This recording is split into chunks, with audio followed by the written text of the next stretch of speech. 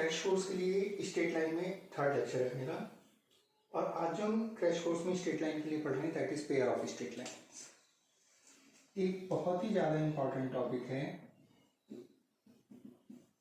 Because ये एक ऐसा टॉपिक है जो जनरली बच्चे 11th क्लास में नहीं पढ़ते हैं, और इसमें कुछ ऐसी टेक्निक्स हैं जो कोऑर्डिनेट सिस्टम के क्वेश्चंस करते समय जब टफ क्वेश्चंस आते हैं तो इसमें कुछ काफ़ी अच्छी टेक्निक्स हैं जिससे कोई मुश्किल क्वेश्चन भी आसानी से सॉल्व किया जा सकता है।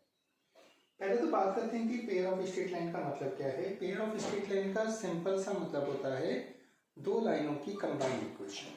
पेयर ऑफ लाइंस, दो लाइनें हैं मेरे पास, उनकी कंबाइंड इक्वेशन की हम स्टडी करते हैं। जैसे मैंने एक सिंपल सी लाइन ले ली x माइनस वाई प्लस 1 बराबर 0, और एक लाइन ले ली 2x प्लस वाई माइनस 1 बराबर 0, समथिंग लाइक दिस। मैंने दो स्ट्रेट लाइन्स को पिक कर लिया, दोनों अलग अलग स्ट्रेट लाइन्स हैं। इनकी कंबाइंड इक्वेशन, अगर मुझे इनकी कंबाइंड इक्वेशन की बात करनी है तो इनकी कंबाइंड इक्वेशन कुछ इस टाइप से हो जाएगी। x minus y plus 1 into 2x plus y minus 1 बराबर 0। It is the combined equation of two straight lines. और अगर मैं इसको ओपन कर लूं थोड़ा सा तो we are having 2x square, it will be x y minus का x y minus y square. X की टर्म्स की बात करते हैं तो minus 1 plus 2 it is plus का एक्स। वाई की टर्म्स की बात करते हैं तो it is plus 1 plus 1 it is 2y minus 1 बराबर 0। मैंने इसको ओपन कर लिया। अब अगर मैं ध्यान से देखूं, मैंने केवल यही इक्वेशन लिखी, ये सब कुछ नहीं लिखा, तो it is second degree equation. तो होता क्या है कि बच्चे इस इक्वेशन को पहचान ही नहीं पाते हैं कि किस चीज की इक्वेशन है।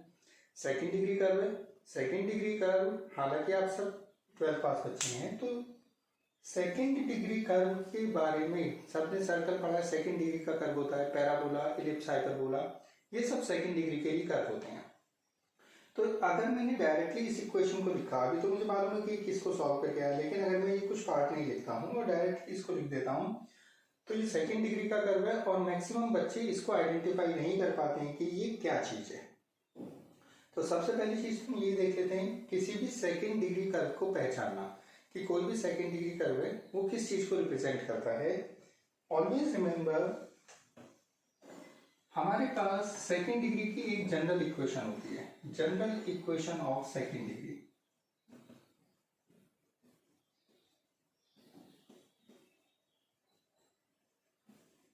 सेकंड डिग्री की जनरल इक्वेशन होती है that is something like ax square plus 2hxy plus by square plus 2gx plus 2fy plus c बराबर 0। It is the general equation of second degree. ये सेकंड डिग्री की general equation है।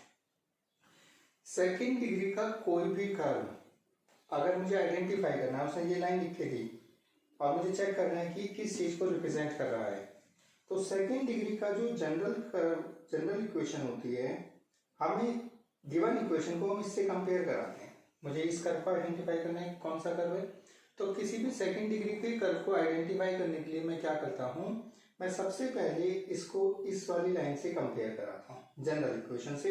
अगर मान लो मैं इसी को कंपेयर कराता हूं तो a की वैल्यू ध्यान से देखें तो 2 आ रही है, 2h की वैल्यू -1 जो एक्स वाई का कोफिशिएंट है, b की वैल्यू -1 वाई स्क्वायर का कोफिशिएंट है, 2g की वैल्यू 1, 2f की वैल्यू y की कोफिशिएंट 2 और c की वैल्यू -1।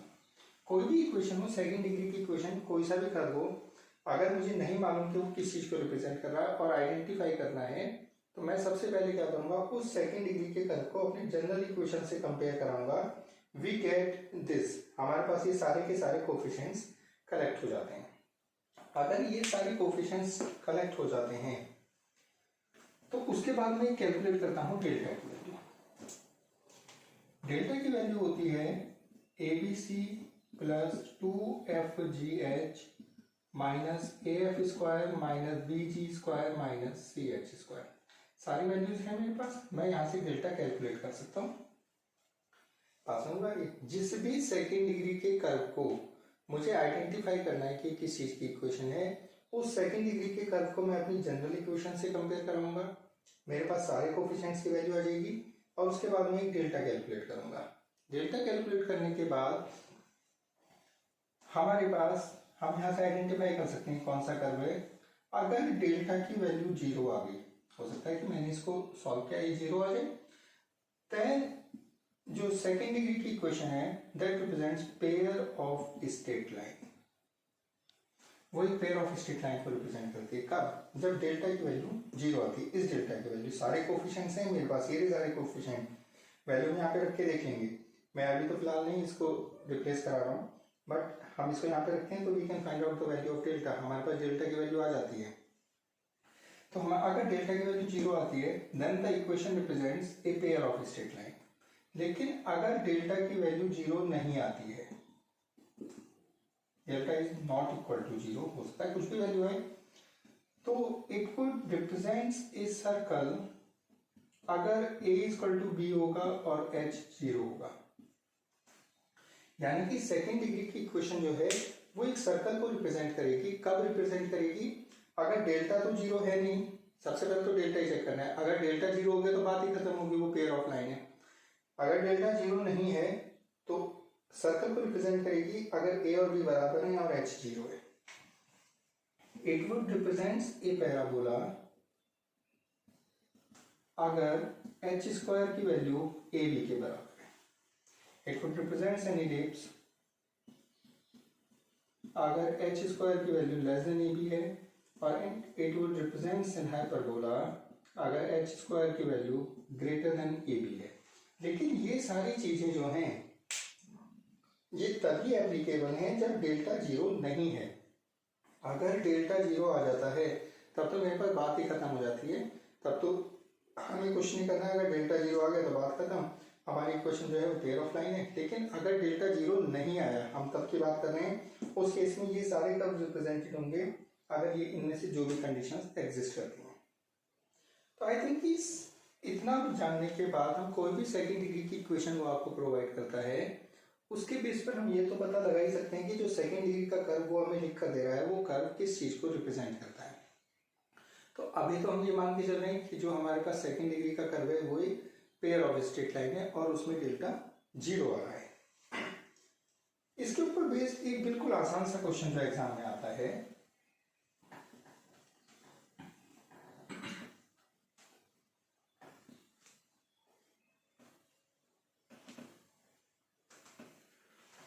उसने लिख के दिया इफ एक उसने क्वेश्चन दे दिया if lambda x square minus 10xy plus 12y square plus 5x minus 16y minus 3 बराबर 0। उसने बोला if this equation represents a pair of line, represents a pair of straight lines, तो लैम्डा कितना होगा। उसने एक इक्वेशन आपको सिंपल सी equation लिख के दी और बोला कि अगर ये इक्वेशन एक पेयर ऑफ लाइन को, स्ट्रेट लाइंस को रिप्रेजेंट करती है तो लैम्डा कितना होना चाहिए। तो मुझे मालूम है कि अगर ये पेयर ऑफ लाइन है तो इसमें डेल्टा 0 होना चाहिए। तो सबसे पहले तो मैं इसको कंपेयर कराता हूँ अपनी इक्वेशन को comparing with standard equation,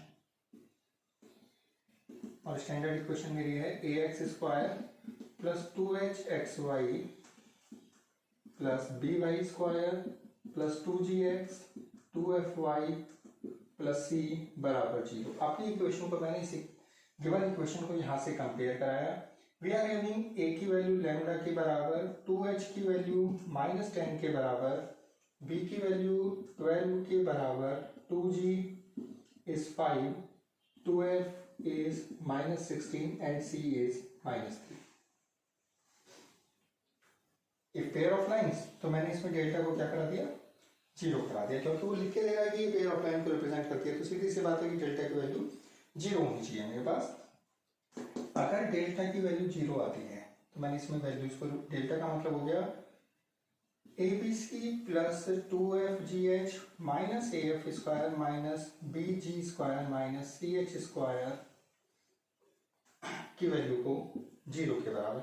if we replace a की जगह पर लैम्डा, b की जगह पर 12, c की जगह पर माइनस 3 प्लस 2, एफ की जगह पर ध्यान से देखें तो -8, जी 5/2, एच -5, -a की जगह पर lambda, F square, F is -8 का स्क्वायर इंटू 64 माइनस बी जी स्क्वायर, बी की जगह पर 6, जी स्क्वायर मीन्स 5/2 का स्क्वायर माइनस सी का मतलब -3 तो +3 हो जाएगा, एच स्क्वायर यानी कि -5 का स्क्वायर की वैल्यू 0। और अगर मैं इसको ध्यान से देखूं तो इसमें केवल एक लैम्डा आ रहा है। अगर मैं इसको कैलकुलेट करता हूं तो we get the value of lambda की वैल्यू यहाँ से निकाली जा सकती है। मैं तो इसको कैलकुलेट नहीं कर रहा हूँ यहाँ पर, but all we can solve it. हम यहाँ से इसको सिंप्लीफाई करके लैम्डा की वैल्यू को निकाल सकते हैं। मैंने डेल्टा को 0 क्यों लिखा, क्योंकि उसने स्टार्टिंग में ही बोला है कि ये वाली जो इक्वेशन है, ये इक्वेशन एक पेयर ऑफ स्ट्रेट लाइन को ही रिप्रेजेंट करती है। तो मैंने स्टार्टिंग में ही डेल्टा को क्या कर दिया, 0 से रिप्लेस करा दिया।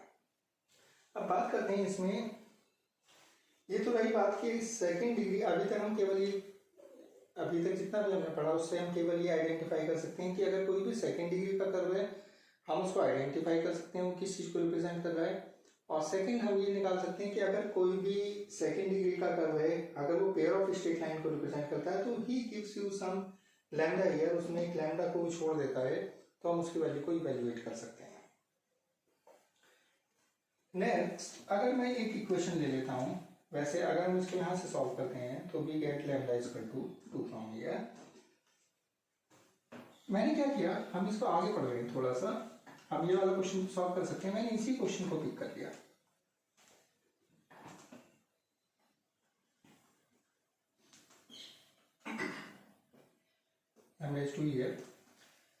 मुझे मालूम है कि ये जो इक्वेशन है, मैंने इसी इक्वेशन को पिक कर लिया, क्योंकि नए क्वेश्चन के बजाय मैंने इसी इक्वेशन को ले लिया। मुझे मालूम है कि ये जो इक्वेशन है, ये सेकंड डिग्री की जो इक्वेशन है, एक पेयर ऑफ लाइन को रिप्रेजेंट करती है, यानी कि ये दो लाइनों की कंबाइंड इक्वेशन है। अगर ये दो लाइनों की कंबाइंड इक्वेशन है तो उन दोनों लाइनों की सेपरेट इक्वेशंस भी होंगी। सीधी सी बात है कि अगर ये दो लाइनों को रिप्रेजेंट करती है तो उन दोनों लाइनों की सेपरेट इक्वेशंस भी होनी चाहिए। अब हम क्या कर रहे हैं, हम दो लाइनों की सेपरेट इक्वेशंस को फाइंड आउट कर रहे हैं। अब दो लाइन कंबाइंड इक्वेशन दी हुई है, हम सेपरेट इक्वेशन निकालने हैं। सेपरेट इक्वेशन निकालने का एक पहला तरीका कि if we can go for factorisation, मैं इसको दो फैक्टर्स में ब्रेक कर देता हूं, तो ये पहला लाइन, ये दूसरी लाइन। लेकिन इतनी बड़ी कंप्लीट हमके फैक्टर्स करने आसान नहीं है, हालांकि हम कर सकते हैं, उसमें कोई दिक्कत नहीं है, बट इट टेक्स टाइम। तो अगर कभी भी मुझे सेकंड डिग्री इक्वेशन से, दो लाइनों की कंबाइंड इक्वेशन से दोनों लाइनों को सेपरेट करना होता है, तो हम फैक्टराइजेशन के मेथड पे नहीं जाते हैं। अगर हम कर सकते हैं तो सही मेथड है, लेकिन अगर हमें फैक्टर्स करने में डाउटफुल है तो हम इस मेथड से नहीं जाएंगे। We go for quadratic equation, हम क्वाड्रेटिक इक्वेशंस की हेल्प लेते हैं। क्वाड्रेटिक इक्वेशंस की हेल्प का मतलब है, मैं इसको क्वाड्रेटिक की फॉर्म में कन्वर्ट करता हूँ। क्वाड्रेटिक इन एक्स और क्वाड्रेटिक इन वाई, किसी में भी हम इसको बना सकते हैं। क्वाड्रेटिक का सीधा सा मीनिंग होता है, पहले अगर मैं इसको एक्स में क्वाड्रेटिक बना रहा हूं तो पहले एक्स की टर्म, फिर पहले एक्स स्क्वायर की टर्म, फिर एक्स की टर्म, फिर बिना एक्स वाली टर्म, यानी कि terms without not containing x. तो मैं इसको क्वाड्रेटिक में कन्वर्ट करता हूँ। It is 2x square plus x के साथ में आ रहा है माइनस का 10y प्लस का 5 इंटू एक्स, फिर बिना एक्स की टर्म्स यानी कि 12y square minus 16y minus 3 बराबर 0। ये आ गई मेरे पास ये वाली जो टर्म आ गई। इट इज, ध्यान से देखें तो ये चीज क्वाड्रेटिक इन एक्स, और इससे एक्स की वैल्यू निकाली जा सकती है। X equal to minus b, b की जगह पर भी ये है माइनस का -10y plus 5 plus minus under root में बी स्क्वायर माइनस 4ac, यानी कि -10y प्लस 5 का होल स्क्वायर माइनस 4, a का मतलब 2 और c का मतलब ये सारी term 12y square minus 16y minus 3 upon 2a। मैंने यहाँ से x निकाल लिया, इट इज दिस वन। ये मेथड तब है जब हम फैक्टर्स में नहीं जा सकते हैं। अगर आप फैक्टर्स करने में आपको इजी लगता है तो फैक्टर करना शॉर्ट भी है और आसान, टाइम भी कम लेता है, लेकिन दिक्कत तो ये कि क्या हम फैक्टर्स कर सकते हैं या नहीं। अगर फैक्टर्स नहीं कर सकते हैं तो it is the only way, फिर मुझे इसी तरीके से जाना पड़ेगा। मैं केवल इस वाले टर्म को सॉल्व करता हूं, दिस टर्म।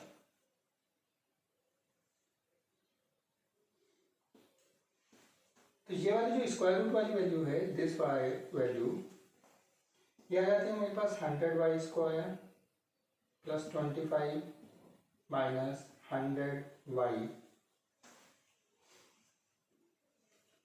माइनस का 96y square, it is 8, it is 126 plus का 126y और प्लस का 24, ये वाली टर्म ये बनती है। और भी अगर मैं ध्यान से देखता हूं तो it is 4y square minus plus का 26y एंड इट इज 49। एक बार फिर से चेक करूँ इसको, इट इज 128 हियर, तो इट इज 28y। और भी अगर मैं ध्यान से देखता हूं तो it is something 2y plus 7 whole square. अगर हम बिल्कुल सही सॉल्व कर रहे हैं तो ये जो स्क्वायर रूट वाली टर्म है, it would always be a perfect square, ये हमेशा एक परफेक्ट स्क्वायर बनेगी। अगर ये टर्म, अगर मैं ध्यान से देखता हूं तो परफेक्ट स्क्वायर बन रही है, परफेक्ट स्क्वायर बन रही है तो अंडर रूट हट जाएगा, प्लस माइनस में आएगा। एक बार प्लस ले लेते हैं, एक लाइन की इक्वेशन आ जाती है सिंप्लीफाई करके, एक बार माइनस ले लेते हैं तो we get the equation of second line. तो यहां से हम दो लाइनों को सेपरेट कर सकते हैं क्वाड्रेटिक की हेल्प से। अगर इन केस ये वैल्यू एक परफेक्ट स्क्वायर नहीं बनती है तो दो ही केस पॉसिबल है, या तो हमारी कैलकुलेशन में कुछ मिस्टेक है और या फिर जो हमारी इक्वेशन है वो पेयर ऑफ लाइन है ही नहीं। अगर ये पेयर ऑफ लाइन भी है और कैलकुलेशंस भी सही हैं तो it would always be a perfect square, हमेशा एक परफेक्ट स्क्वायर ही बनेगा। परफेक्ट स्क्वायर बनेगा तो अंडर रूट हटेगा, प्लस माइनस आएगा, तो एक बार प्लस ले लो, एक बार माइनस ले लो, तो हमारे पास दो लाइन की इक्वेशन सेपरेट हो जाती है जरूरत पड़ने पर। वैसे जनरली हमें किसी भी क्वेश्चन में सेपरेट लाइनों की जरूरत नहीं पड़ती है। इनफैक्ट वो आपसे पूछ ही बैठे कि आप इसकी सेपरेट इक्वेशन बताओ, अदरवाइज हमें सेपरेट लाइनों की जरूरत नहीं पड़ेगी।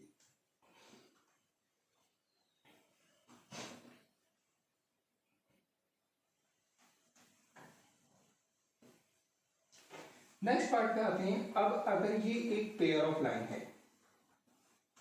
If this equation represents a pair of line, तो उसकी दो सेपरेट लाइनें भी होंगी, और अगर इसकी दो सेपरेट लाइनें भी होंगी और इन केस वो पैरेलल नहीं है तो किसी ना किसी पॉइंट पर तो इंटरसेक्ट करेंगी। We are finding the point of intersection of two straight line. हम इस पेयर ऑफ लाइन में से जो दो लाइंस रिप्रेजेंट हो रही हैं, हम उन दोनों लाइन का point of intersection find out कर रहे हैं। एक तरीका तो यही है कि मैं जो मेरे पास पेयर ऑफ लाइन है, इससे मैं दो लाइनों को सेपरेट निकालूं और सेपरेट निकालने के बाद सॉल्व करके we can get the point of intersection of two lines. लेकिन इनको सेपरेट करने में ही इट टेक्स टाइम, हमें टाइम लग जाता है। तो पहले हम लाइनों को सेपरेट करेंगे, then we go for point of intersection, तो वो थोड़ा सा ही बड़ा क्वेश्चन हो जाता है, मतलब उसमें टाइम लग जाता है। तो हम उस वाले मेथड पे नहीं जा रहे हैं। हम क्या कर रहे हैं, हम एक दूसरा तरीका यूज कर रहे हैं। We are going for partial differentiation.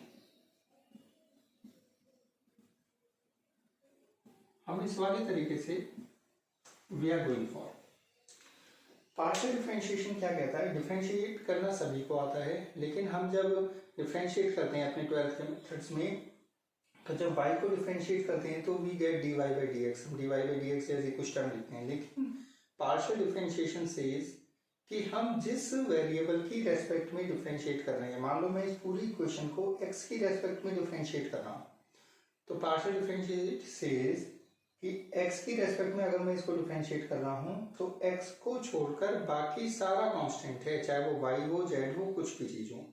और ऐसे ही अगर मैं इस इक्वेशन को y की रेस्पेक्ट में डिफरेंशिएट करता हूँ तो y को छोड़कर कुछ भी चीज आ रही है, चाहे वो x ही आ रहा है, तो वो एक कांस्टेंट की तरह ट्रीट होगा।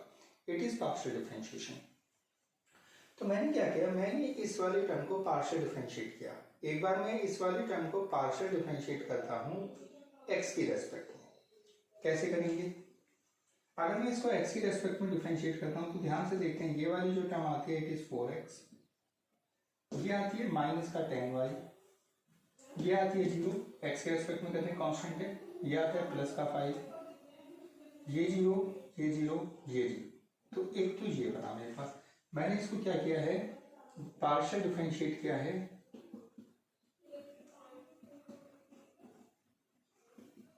विद रेस्पेक्ट टू x, और एक बार मैं इसी इक्वेशन को y की रेस्पेक्ट में पार्शियल डिफरेंशिएट करा देता हूं।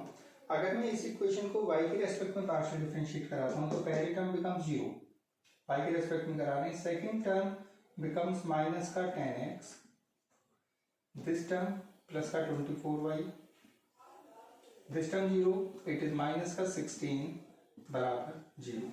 हमने यहाँ पे क्या किया है, मैंने इसको पार्शियल डिफरेंशिएट किया है विद रेस्पेक्ट टू y। मैंने इसको y के रेस्पेक्ट में पार्शियल डिफरेंशिएट किया है, मैंने अपनी इक्वेशन को पार्शियल डिफरेंशिएट किया, एक बार x के रेस्पेक्ट में, एक बार y के रेस्पेक्ट में, और by solving this we can get x and y from here. मैं यहां से सॉल्व करके x और y यहां से फाइंड आउट कर सकता हूं। अब बिल्कुल ध्यान रखने की चीज है, it is only a technique to find out the point of intersection of two straight lines। ये दो स्ट्रेट लाइंस का पॉइंट ऑफ इंटरसेक्शन निकालने का एक केवल और केवल एक तरीका है। ऑलवेज रिमेंबर, बिल्कुल हमें ध्यान रखना है कि पार्शियल डिफरेंशिएट करके x और y की जो दो इक्वेशंस बनती हैं, these are not the separate equations। ये इस लाइन की सेपरेट इक्वेशंस नहीं हैं, ये हमें बिल्कुल दिमाग में बिठा के रखना है। ये जो दो चीजें हैं ये सेपरेट इक्वेशंस नहीं है, but this method gives you the point of intersection. ये पॉइंट ऑफ इंटरसेक्शन प्रोवाइड कर देता है मेथड पार्शियल डिफरेंशिएशन का। बस एक ही चीज कि पार्शियल डिफरेंशिएट करके जो दो इक्वेशंस बनी, ये पेयर ऑफ लाइन की इक्वेशन नहीं है। It is the easiest way. हमारे पास within a minute, 1 minute के अंदर we can get the point of intersection of two straight lines. हम इसमें से combined equation of straight line में से पॉइंट ऑफ इंटरसेक्शन लाइनों का डायरेक्टली फाइंड आउट कर सकते हैं। अब बात करते हैं, हो सकता है कि मेरे पास ये इक्वेशन दी है, मुझे मालूम है कि ये पेयर ऑफ स्ट्रेट लाइन है, यानी कि ये दो लाइनों को रिप्रेजेंट करती है, दो लाइनों की कंबाइंड इक्वेशन है, और वो जो दो लाइनों की इक्वेशन है, ये कंबाइंड इक्वेशन जो है, उसमें पॉइंट ऑफ इंटरसेक्शन हम निकाल सकते हैं, उसमें कोई दिक्कत नहीं है। कुछ बहुत छोटी छोटी सी चीजें हमें ध्यान रखनी चाहिए। -3, अगर इस पेयर ऑफ लाइन, कोई भी पेयर ऑफ लाइन की equation if he provides you, अगर उसमें ये कांस्टेंट टर्म एग्जिस्ट करती है, अगर उसमें कांस्टेंट टर्म एग्जिस्ट करती है, तो ऑलवेज रिमेंबर कि ये जो लाइन है, ये जो पेयर ऑफ लाइन अगर ये एग्जिस्ट करती है, तो इससे रिप्रेजेंट होने वाली जो दोनों स्ट्रेट लाइंस हैं, उनमें से कोई सी भी लाइन ओरिजिन से पास नहीं होती है। किसी भी पेयर ऑफ लाइन में अगर कांस्टेंट टर्म एग्जिस्ट करती है, तो इससे रिप्रेजेंट होने वाली जो दो स्ट्रेट लाइंस हैं, उनमें से कोई सी भी लाइन ओरिजिन से पास नहीं होती है। अगर किसी भी पेयर ऑफ लाइन में ये कांस्टेंट टर्म एग्जिस्ट नहीं करती है, बाकी सारे टर्म्स हैं लेकिन ये कांस्टेंट टर्म नहीं है, 0 है ये, तो इस इक्वेशन से रिप्रेजेंट होने वाली जो दो स्ट्रेट लाइंस हैं, उनमें से exactly one line passes through the origin and one does not pass through the origin. Again फिर से ध्यान से सुन लो, अगर कांस्टेंट टर्म एग्जिस्ट करती है, तो इससे रिप्रेजेंट होने वाली दोनों लाइनों में से ही कोई सी भी लाइन ओरिजिन से पास नहीं हो रही है। अगर कांस्टेंट टर्म एग्जिस्ट नहीं करती है, तो exactly one line passes through origin and one line does not pass through origin. और अगर किसी इक्वेशन में ये वाली टर्म्स भी एग्जिस्ट नहीं करती हैं, यानी कि term is something like this one, या जो हमारे पास जनरल इक्वेशन बचेगी that is something only this one, उसमें इस टाइप की इक्वेशन, उसमें एक्स स्क्वायर की टर्म है, एक्स इंटू वाई है, वाई स्क्वायर की टर्म है। जरूरी नहीं कि तीनों ही टर्म्स एग्जिस्ट करें, हो सकता है ए 0 हो तो एक्स स्क्वायर एग्जिस्ट नहीं कर रहा है, लेकिन जितनी भी टर्म्स एग्जिस्ट करती हैं वो सारी टर्म्स सेकेंड डिग्री की हैं। ये 2 डिग्री है, ये 2 डिग्री, ये 2 degree, It is known as homogeneous equation of second degree.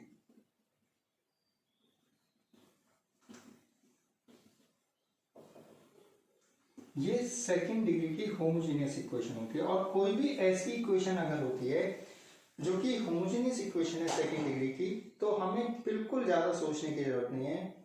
Second degree की homogeneous equation always represents a pair of straight line passing through origin. अगर इस टाइप की कोई भी इक्वेशन है, सेकंड डिग्री की होमोजेनियस इक्वेशन है, तो फिर उसमें हमें डेल्टा को चेक करने की भी जरूरत नहीं थी। बाकी इक्वेशन में तो फिर भी डेल्टा को चेक करके पता चलेगा कि वो पेयर ऑफ लाइन है या नहीं है। लेकिन अगर इस टाइप की इक्वेशन होती है तो फिर this equation always represents a pair of straight line passing through origin. Origin से पास होने वाली लाइनों को रिप्रेजेंट करती है। बस इसमें एक ही थोड़ा सा मैं ज्यादा कंफ्यूज नहीं कर रहा, दिस इक्वेशन, ये भी होमोजेनियस इक्वेशन है, एच की टर्म 0 है, सारी टर्म सेकंड डिग्री की। It represents A point circle.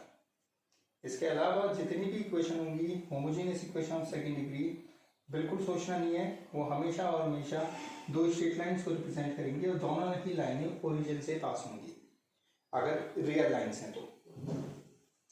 अगर इसमें ए भी 0 हो जाता है, बी भी 0 हो जाता है, तो एक स्पेशल इक्वेशन बनती है एक्स वाई बराबर 0। सेकेंड डिग्री की होमोजेनियस इक्वेशन है, ए की वैल्यू भी 0 है, बी की वैल्यू भी 0 है, 2h की वैल्यू 1 है। स्पेशल इक्वेशन है सेकेंड डिग्री की। सेकेंड डिग्री की ये इक्वेशन पूरे कोऑर्डिनेट की ये सबसे ज्यादा इंपॉर्टेंट इक्वेशन है। बच्चों को पता ही नहीं होता किस चीज की इक्वेशन है। एक्स वाई बराबर 0 is combined equation of coordinate axis. ये दोनों कोऑर्डिनेट एक्सिस की कंबाइंड इक्वेशन है। ये x बराबर 0, y बराबर 0। बच्चों को बिल्कुल नहीं पता होता, वो लिख के देता है x y बराबर 0, हमें मालूम ही नहीं है कि x y बराबर 0 है क्या। x y बराबर 0 जो है वो कंबाइंड इक्वेशन है, कोऑर्डिनेट एक्सिस की कंबाइंड इक्वेशन है। एक बार हमारे पास जेईई मेंस में एक क्वेश्चन आया हुआ है, उसने हमें एक क्वेश्चन दिया कि ट्रायंगल विद साइड्स, उसने 3 साइड्स दी, एक तो दे दी एक्स वाई बराबर 0 and one was x plus y बराबर 2। इसका ही was asking you orthocentre. इसका ऑर्थो सेंटर क्या होगा। अब पहले तो बच्चों को जिनको नहीं मालूम है उनको यही नहीं पता कि ये ट्रायंगल की 3 साइड्स हैं या 2 साइड्स हैं, उनको पता ही नहीं होता है कि ये 2 साइड्स हैं और एक ये 3 साइड। लेकिन अगर हमें मालूम है तो ध्यान से देखो कौन सी 3 साइड्स हैं। हमें कुछ क्वेश्चंस को, जेईई मेंस के कुछ क्वेश्चंस को सॉल्व करने की जरूरत ही नहीं, हम डायरेक्टली आंसर टिक कर सकते हैं। एक्स वाई बराबर 0, एक लाइन ये रही, एक ये, एक्स प्लस वाई बराबर 2 ये लाइन, तो मेरे पास ये ट्रायंगल बन गया। और ध्यान से देखेंगे तो राइट एंगल ट्रायंगल है। राइट एंगल ट्रायंगल है, ऑर्थो सेंटर कौन सा पॉइंट होता है, हमने लास्ट लेक्चर में पढ़ा था, orthocentre is this point where right angle will form. तो क्वेश्चन कैसा है, या तो बच्चों को समझ में नहीं आएगा कि 3 लाइनें हैं, कुछ बच्चों को तो ऐसे ही होगा कि पता ही नहीं चलेगा कि कौन सी 3 लाइनें हैं। वो तो सोचेंगे कि 2 ही लाइनें दी हैं ट्रायंगल की और ट्रायंगल में 3 साइड्स होती हैं। लेकिन जिन बच्चों को पता है उनके लिए तो ये डायरेक्टली क्वेश्चन पढ़ोगे और टिक कर दोगे, क्योंकि एक लाइन, दूसरी लाइन, तीसरी लाइन, एक्स प्लस वाई बराबर 2, राइट एंगल ट्रायंगल बना हुआ। ऑर्थो सेंटर हमेशा वो पॉइंट होता है कौन सा, जहाँ पे राइट एंगल फॉर्म होता है। तो हम डायरेक्टली क्वेश्चन को पढ़ के अपना आंसर को टिक कर सकते हैं। तो it is the basics of pair of straight line. Pair of straight line का हमने बिल्कुल बेसिक पढ़ा है। कंबाइंड इक्वेशन कैसे है, उसको सेपरेट कैसे करते हैं, और जरूरत पड़ती है तो हम उसको पॉइंट ऑफ इंटरसेक्शन, जो 2 स्ट्रेट लाइंस हैं उनका पॉइंट ऑफ इंटरसेक्शन वगैरह किस तरीके से फाइंड आउट करते हैं। इसके नेक्स्ट पार्ट में थोड़ा सा इसमें और पेयर ऑफ स्ट्रेट लाइन में थोड़ा सा और